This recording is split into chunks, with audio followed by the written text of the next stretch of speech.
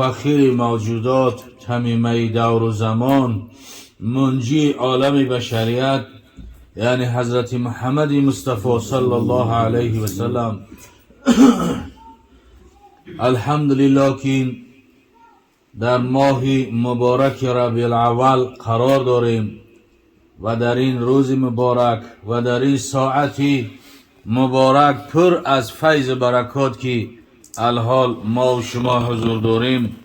انشاءالله که چند دقیقه به خاطر این ماه و به خاطر این ساعتها از پیامبر صلی الله علیه و سلم، از شأن و از فضیلت و انشاءالله بیان میکنیم، چون که دوست داشتن پیغمبر دوست داشتن الله است. احترام و دوست داشتن رسول الله صلی الله علیه و سلم نشانه محبت اوست و محبت پیامبر صلی الله علیه و سلم و تبعیت پیامبر صلی الله علیه و سلم سبب جنت رفتن مسلمان است. یعنی به واسطه پیامبر، به تبعیت پیامبر، به مثلا که محبت پیامبر کسی جنت رفتن نمیتونه. حبیب خدا صلی الله علیه و سلم خود گواهی همین سخن هاست که در حدیث شریف بیان میکند کل امتی یدخلون الجنه.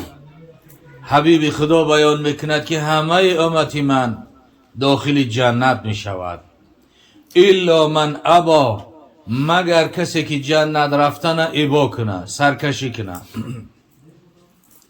صحابه ها حیران شدند و قیل و ما یعبا یا رسول الله، گفتن صحابه ها که اون به سعادت کی است ای فرستاده خدا که جنت رفتن نمیخواهد، از جنت رفتن سرکشی میکند؟ حبیب الله در جواب صحابه چی گفت؟ من اطاعنی دخل الجنه و من عصانی فقط ابا. هر کسی که از شما، پیامبر میگه، اطاعت من داشته باشه داخل جنت میشود. بید اطاعت پیامبر، تبعیت پیغمبر، محبت پیغمبر انسان به جنت میبره. پیامبر گفت من اطاعنی دخل الجنه، هر کسی که از شما اطاعت من داشته باشد او داخل جنت میشود. و من عصانی فقط ابا، هر کسی که از شما عصیان کند، سرکشی کند، از سنت پیغمبر رو بگرداند، از محبت پیغمبر رو بگرداند، پیامبر صلی الله علیه و سلم همچون پیامبر، همچون چی از حبیب الله نشناسد و محبت نداشته باشد، اون نفری هست که جنت رفتن نخواسته است، از جنت رفتن سرکشی کرده است. الله ذوالجلال در اکثر آیه های قرآن حبیب خودش وصف میکند. سوره مبارکه احزاب آیه 21 الله ذوالجلال پیامبر صلی الله علیه و سلم در شأنش بیان میکند، استعیذ بالله، لقد کان لکم فی رسول الله اسوة حسنه. در این حدیث تبعیت بیان کردیم. الله ذوالجلال در این سوره مبارکه، در این آیه مبارکه بیان میکند که بندگان من، اگر شما از کسی عبرت گرفتنی باشین، الگوی شما و عبرت شما فقط در فرستاده من است. فقط و فقط الله ذوالجلال چی گفت؟ لقد کان لکم فی رسول الله اسوة حسنه، فقط در رسول الله اسوه حسنه است. یعنی عبرت ما، الگوی ما فقط محمد صلی الله علیه و سلم است. الله ذوالجلال این شرفی پیامبر صلی الله علیه و سلم است که الله ذوالجلال در قرآن وصفش کرد. اگر شما عبرت گرفتنی باشن از فرستاده من بگیرید. برای چی؟ چون که سخن پیغمبر سخن الله است. و ما ینطق عن الهوا، خداوند خود گواهی میده، و ما ینطق عن الهوا ان هو الا وحی یوحی. پیامبر از خواهش خود، از نفس خود، از پیش خود چیزی نمیگوید مگر که الله ذوالجلال وحی میفرستد، بعدا او چی است به ما و شما او را میرساند. پس عبرت الله ذوالجلال میگه از فرستاده من بگیرید. و حبیب خدا صلی الله علیه و سلم البته که دوست داشتن و محبت کردن نه تنها از مثلا همه اشیای دنیا، بلکه پیامبر از مال و از ملک و از زن و فرزند و حتی از جانهای شیرین خودمان باید زیادتر دوست بداریم. پیامبر شخصی هست که به خاطر ما و شما امتا شده در راه دعوت رنج کشید، زحمت کشید، عذاب کشید، در طایف سنگسارش کردن، هر قدمی که میزد جای قدمش اثری خون داشت. پیامبر در جنگ احد در کوه احد دندان مبارک زدن، شکستن، شهید کردن، خون به لبها بریش مبارک به زمین میچکید. در همین قدر زحمت و مشقت دعای بد در حق امت نکرد، دعای بد نکرد. حتی که در طایف وقتی که همون قدر سنگها و همون قدر خونسار شد که همون قدر به سوی پروردگار مناجات کرد که پروردگار را گفت من از ضعیفی خودم به تو شکایت میکنم. همین مناجات کرد که حتی ملک الجبال فرشته کوها آمد به فرمان پروردگار گفت اگر بخواهی اجازت بدی همه دو کوه با یکدیگر میزنیم، همه مردم نیست و نابود میشوند. پیامبر صلی الله علیه و سلم ذاتی که هرگز در قلبی او کینه نبود، هرگز او پیغمبر چی از غیبت نداشت، هرگز بدبینی و دشمنی نداشت، قلبی او چی است و آب حیات شستگی بود. و پیامبر صلی الله علیه و سلم گفت نگفت، بلکه پیغمبر دعا میکرد اللهم اهدینی قومی فانکم لا یعلمون، خدایا این قوم مرا هدایت بکن که اینها نمیدونن، هدایت بکن قوم مرا که اینها حقیقت نمیدونن، اگر اینا میدونسته باشن این خیلی عملی بد نمیکردن. و حبیب خدا صلی الله علیه و سلم ذاتی با برکات هست که الله ذوالجلال خود در قرآن پیامبر وصف میکند که و رفعنا لک ذکرک، ای پیامبر ما بلند مرتبه کردیم ذکری تو را، نام تو را. نام پیغمبر بسیار مرتبه بالا دارد.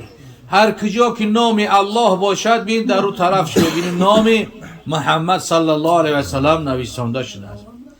پیامبر آنقدر نامش خداوند با برکات کرد، آنقدر معظم کرد، آنچنان بلند برداشت که بین از آن میگوییم تا اشهد ان محمد رسول الله نگوییم از آن ما ناقص ای، از آن ناتمام ای. قامت میگوییم تا دو بار اشهد ان محمد رسول الله نگوییم قامت ما ناقص ای. خطبه بر پیامبر صلی الله علیه و سلم چی از صفتش هست؟ در نماز عید، در نماز جمعه، در محراب، در منبر نام پیامبر هر کجا هست. حتی نمازی که میخونیم در همین نماز اگر درود نفرستیم اللهم صلی علی محمد اللهم بارک علی محمد نگوییم اون نماز ما ناقص است، نماز ما ناتمام است. حضرت رابعه بصری خدا رحمتش کند یکی از زنهای ولیه از جمله اولیاء الله هستند که به همتون معلوم است. رابعه بصری در نماز درودی بر پیغمبر فراموش کرد و حبیب خدا صلی الله علیه و سلم در خوابش در آمد که ای رابعه، گفت آیا تو مرا دوست نمیداری؟ رابعه گفت یا رسول الله هر کسی که تو را دوست نداره، هر کسی که تبعیتی تو را نکنه، هر کسی که از سنتی تو سرپیچی کنه او مسلمان نیست. مسلمان پیغمبر دوست میداره. گفت پسی خیل باشه برای چی درود بر من سلام نفرستادی؟ گفت یا رسول الله همون قدر عشق پروردگار قلب مرا احاطه کرده است که دیگر در نماز غیر یاد خدا کسی به یادم نزد. گفت بله همچنین است، اما رابعه ایره دانسته بگی که به واسطه رسول الله صلی الله علیه وسلم به واسطه پیغمبر، به تبعیت پیغمبر، به محبت پیغمبر هیچ کس به جایی نمیرسه، هیچ کس به جنت نمیرسه. الحال که حدیث بیان کردیم همه چی است در تابعیت محمد صلی الله علیه و سلم است. الله ذوالجلال باز در سوره مبارکه آل عمران آیه 21 یا 31 بیان میکند که به همه مردم جهان استعیذ بالله قل ان کنتم تحبون الله فاتبعونی یحببکم الله و یغفر لکم ذنوبکم. خداوند جل جلاله بیان میکند به همه مردم دنیا، پیامبر امر میکند که بگو مردمای دنیا هر کسی به هر فضیلت خودش بالا میدونه. عادتا همین است که مثلا ما گاه همیشه تاجیکا میگیم از همه دا بهتر مویم، از همه خوبتر مویم. دیگر هر ملت روس خودش صفت میکنه، انگلیس خودش صفت میکنه، امریکایی خودش صفت میکنه، عرب کو خودش، هر کس خودش صفت میکنه و تعریف میکنه.